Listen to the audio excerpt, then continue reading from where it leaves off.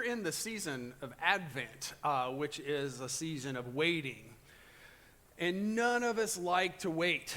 When we talk about waiting in whatever context in our lives, it's almost always negative. And we don't always deal with it very well, truthfully.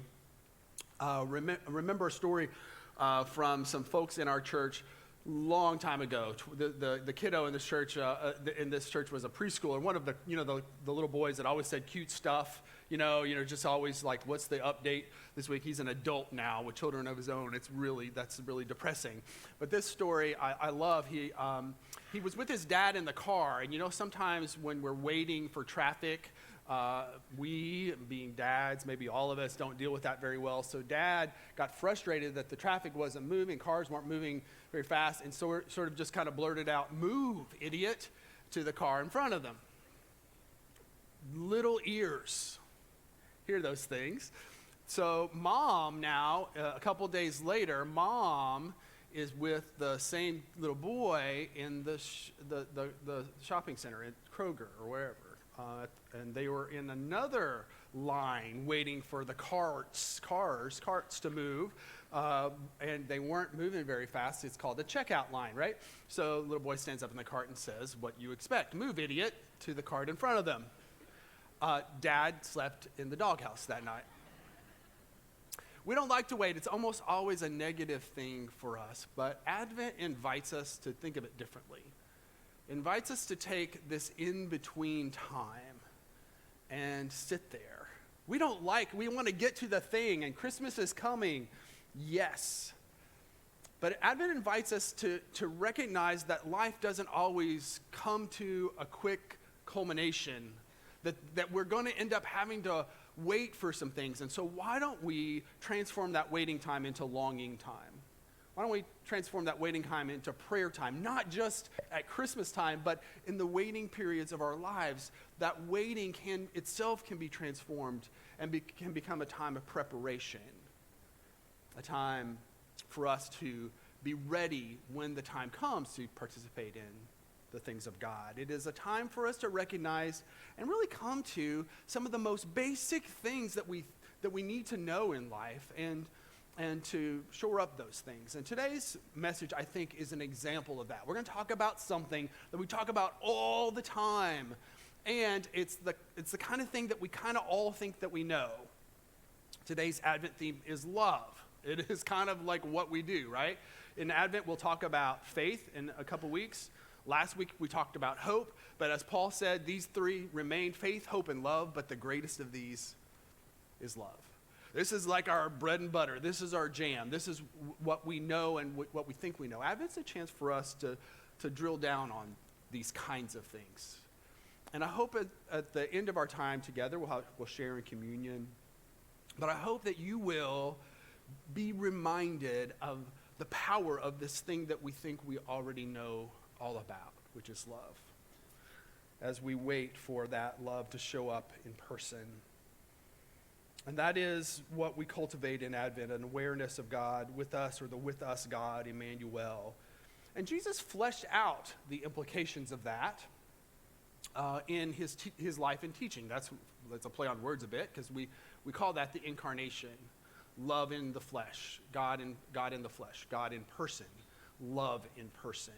Jesus fleshed that out in living his life, but also in his teachings. And one of the things that we're doing in this series is we're pulling together some of the teachings of Jesus that maybe haven't been brought into this time, and kind of recognizing that this is actually all throughout the ministry of Jesus. And so the opening line, the lead-off words of his teachings in Matthew's gospel, what we call the Sermon on the Mount, the list that we now call the Beatitudes, begins this way: blessed are the poor in spirit. Those are the lead-off words of the teaching of Jesus. And Jesus gives us then a long list of the kinds of people who are blessed in this life. You could easily just say the kind of people who find out that they're happy in life. And a quick glance at the list makes it abundantly clear that's not what we would expect to find on the list of things that would make us happy in life. Not a group of people we would typically put into the happy bucket. the poor in spirit, those who mourn, the meek. The Message version of the Bible takes that first line and says it this way: blessed are those who come to the end of their rope. Yay. Not what we would expect. And so Jesus is obviously not describing our world as it normally works. The world that we know, the world that we encounter as dog eat dog, which if you look up in the dictionary uses words like this: competitive, cutthroat, everyone for themselves, and merciless. And Jesus then says, blessed are those who show mercy. It's just there's a disconnect from the world that we know and the world Jesus is describing. If your kid gets punched on the playground, you don't want them to be meek. You want them to stand up for themselves. The world we prepare our kids for rewards confidence and decisiveness and winning and success. Jesus is definitely not describing the world as it is. So what is that list? I mean, it's right there at the beginning of the Sermon on the Mount, right at the beginning of the sort of the lead off of the teaching of Jesus. What's he getting to? Well, maybe he's doing something else. Maybe as we read that list, it becomes maybe a checklist for us to figure out how we can be blessed, #blessed, you might say, and find that in 8 easy steps. Become poor in spirit, become meek, become merciful, become a peacemaker, become persecuted. One way to read the Beatitudes is this list is this: you just do all those things. You become that, and you will be happy. You will have arrived at happiness. And for the longest time, that's maybe how I would have read that list. I would, kind of go through line by line and ask yourself, how can I be more merciful? How can I be more hungry and thirsty for righteousness?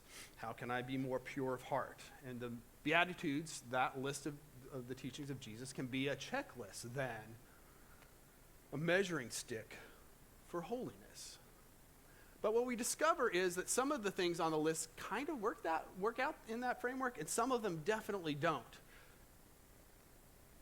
Some things we should aspire to and some we shouldn't. And even more, using the list that way is actually, I think, just a way to tweak the world, the dog-eat-dog world that we live in, the one that finds success and makes that a spiritual success. And okay, now I know how to be a spiritual achiever and create a spiritual self-improvement plan to earn our way into God's good graces in a dog-eat-dog world. But I don't think Jesus is getting that either. I don't think that's what he's talking about here. And the reason why we chose this scripture for this day is something else. So if Jesus isn't telling us how the world is, and if he isn't giving us a checklist of what to become, then what is it? Well, what if the Beatitudes, what if the heart of the teaching of Jesus is instead describing the world transformed by God's presence in it? In this series, the With Us God, we're considering the possibility of what it means that love shows up in person. This, of course, is basic Christian stuff, right? Jesus is God in person, love in person.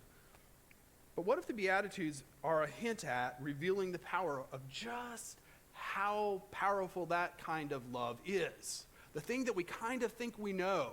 What if he is helping us understand that it is way more powerful than we even imagined? What if he's describing love that is so powerful it can take some of the worst experiences of life and transform them into experiences of grace and healing, of hope and joy?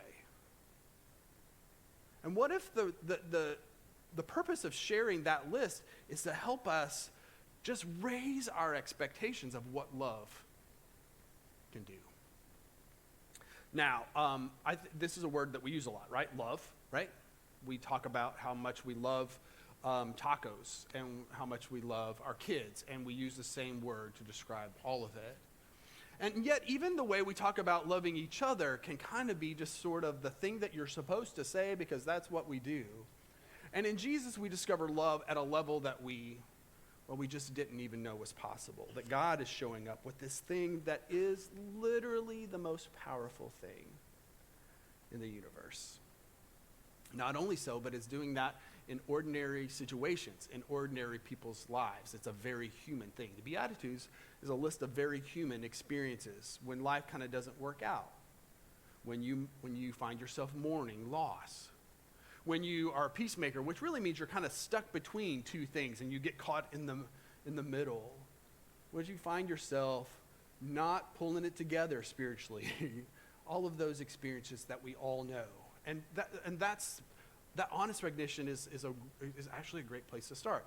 Life doesn't always look like we expect it to. One of my favorite Advent stories gets at that tension. We have had it today in the Advent reading, and 20 some odd years ago, as maybe 16 years ago, we were asked to be the Hall family at our church, and we were standing up in front of everybody with our beautiful boys at the time, 2 boys instead of 2 girls, but they were dressed up like your children were beautiful, and our boys were very cute and handsome, and we're standing up there at the mic, and I'm beginning to read, and just as I start to talk, Isaac, I'm holding him here, and I had my hand on his belly, and I felt things moving.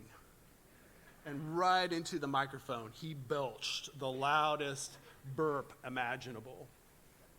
And it's hard to recover the church service when an 18-month-old burps a man burp into the microphone. I mean, it's just kind of like, how do you come back from that, right? The Beatitudes speak to a world that is not ideal. That you get all polished up, and everybody's dressed up, and the kids look cute, and then life happens. What then? And Advent speaks to this in-between time, which we like to get to kind of the culmination time. We want to get to and claim and hope that Jesus is enough for this world, and that Jesus has come in silent night and all of the things. But what about the in-between time before we get there? What about the unresolved time? What about the hard times? What I think God would want us to know is that love in person is enough for those times too. That love in person, love up close, transforms each of our situations, each of our circumstances, each of our lives. And that this is not far off from us. This is not unattainable for us. That in fact it's come close in Jesus and then is lived out in us through Jesus. It is just that simple, and it is just that powerful. Perhaps what we need just is a reminder of just how powerful.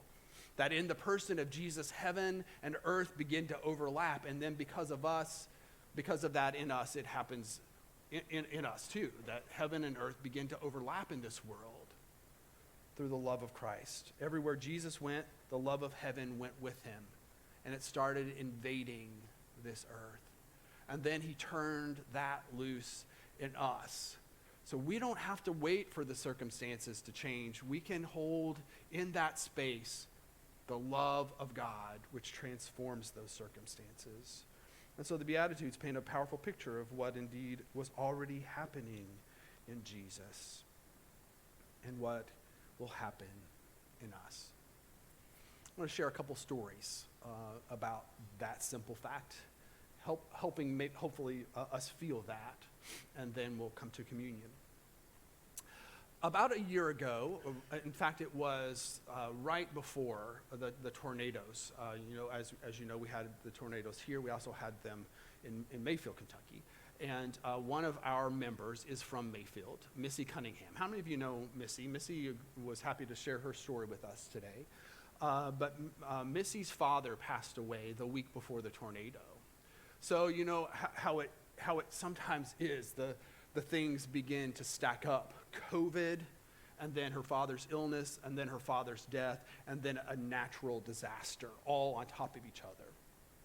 Actually, a few of us went to Mayfield on the Wednesday before the tornado for Missy's father's visitation, and then the night of the tornado, I saw that it had happened. I texted Missy and said, "Are you okay?" We were texting in between the times between when they had their tornado and we had ours.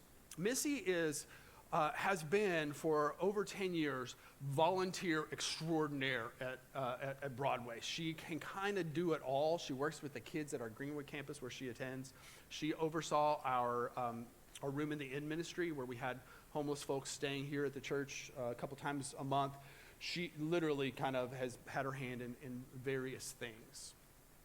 Missy, if you know her, is kind of an upbeat person. Doesn't even begin to cover it. She is over the top. She's one of those people. I mean, I love her. She can be too much sometimes, right? And she knows it, which is awesome. And yet, as she experienced the death of her father and then the tragedy stacking up, it took the wind out of her sails. And she told me when her dad died that she was Daddy's little girl, and her life would never be the same.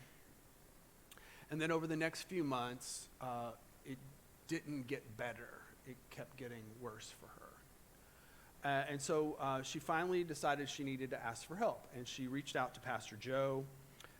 And Pastor Joe set her up with a Stephen minister. And our Stephen ministers are people who walk alongside us. They're people who go through hours and hours of training, ordinary people walking alongside ordinary people, to be present with them, to be love up close with them. And so she got a Stephen minister, and this is what she writes about that. I can't honestly tell you what about this person struck me so close in my soul, but she did. I did not tell her anything any different than I had told anyone else. I didn't cry any harder, but it was just different.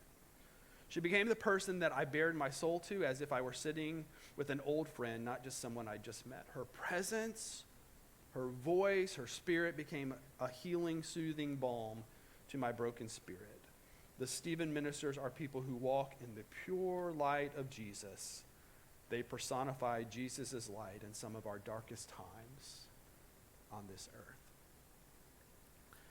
You know, in a time where we kind of have been disrupted, it is helpful to come to stories like this that remind us of the simple power of being intentional about love up close, love in person, finding ways to do that for each other. This is what we do. This is our jam. This is the thing that we have to offer each other and to the world. And it is enough. It is powerful enough. The love of Christ up close and personal with us, then offered in thousands of ways to one another as we serve each other, as we find our place of service in this world, as we offer that up in whatever we do, whatever our job is, whatever our circumstances are. And that's true not just in structured ways, but in the very ordinary relationships of our lives. So I want to share one other story. Some years ago, I came across a story that inspires me and truthfully humbles me as a husband. It is a reminder of what we actually mean when we say we're here to love each other, what that actually looks like. This story is about romantic love, but it is from an unexpected source. And what translates is not just the romance, but the intensity of the love that you're about to hear about. When we use the word love, we're talking about sometimes a very watered down and shallow version of the kind of love that you are about to hear about. Real love in person among ordinary people can be the most beautiful and transforming thing in life. Danny and Annie Parassa lived their entire lives in Brooklyn, New York. You're about to hear Danny's voice because he recorded his story of his love for his wife Annie on NPR's StoryCorps. And it's just a booth in Brooklyn where you can go and tell your story. And what happened out of him doing that is then StoryCorps picked their story up, and they went around the country, becoming an example of the power of ordinary people living their lives with the intensity that you're going to hear. I wanted to share some of that audio because you hear it in Danny's voice. Now, he's from Brooklyn, and he's an old guy, so you're going to have to listen well. But Danny Parassa proposed to his Annie April 22nd, 1979. He found a way every day from that point on to express that love to his wife. He wrote her a letter every single day. And in 2004, they celebrated their 25th anniversary by going into that StoryCorps booth and telling of their love story. And so you're going to hear the first part of that now. And every year on April 22nd around 3 o'clock, I call her and ask her if it was today, would she do it again? And so far the answer's been the same. Yeah, 25 times yes. You see, the thing of it is, I always feel guilty when I say I love you to you, and I say it so often. I say it to remind you that as dumpy as I am, it's coming from me. It's like hearing a beautiful song from a busted old radio. And it's nice of you to keep the radio around the house. If I don't have a note on the kitchen table, I think there's something wrong. You write a love letter to me every morning. Well, the only thing that could possibly be wrong is I couldn't find a Suey pen. To my princess, the weather out today is extremely rainy. I'll call you at 11:20 in the morning. It's a romantic weather report. And I love you, I love you, I love you. When a guy is happily married, no matter what happens at work, no matter what happens in the rest of the day, there's a shelter when you get home. There's a knowledge, knowing that you can hug somebody without them throwing you downstairs and saying, get your hands off me. And being married is like having a color television set. You never want to go back to black and white. What a character, right? StoryCorps says that their motto is this: listening is an act of love, and that Danny and Annie came to personify that for them. The eloquence, the grace, the power, and the poetry in the words of people you wouldn't expect when you meet them on the street. And then they say this: Danny falls squarely into that category. You might not have noticed, but he wasn't a super attractive dude, right? A bald gnome of a man, in their words, with a near toothless grin. But then this: 1 minute in his presence, and there's no doubt that Danny Perassa radiates more romance and authenticity than all of Hollywood's leading men put together. In early 2006, Danny Perassa was diagnosed with a fast-growing terminal cancer. And so they sat down and recorded another interview, now knowing that Danny was going to pass away in 2006. And this story aired on NPR on Valentine's Day, 2006. Listen to this. There's a thing in life where you have to come to terms with dying. Well, I haven't come to terms with dying yet. I want to come to terms with being sure that you understand that my love for you up to this point was as much as it could be, and it'll be as much as it could be for eternity. I always said the only thing I have to give you is a poor gift, and it's myself. And I always gave it. And if there's a way to come back and give it, I'll do that too. Do you have the Valentine's Day letter there? Yeah.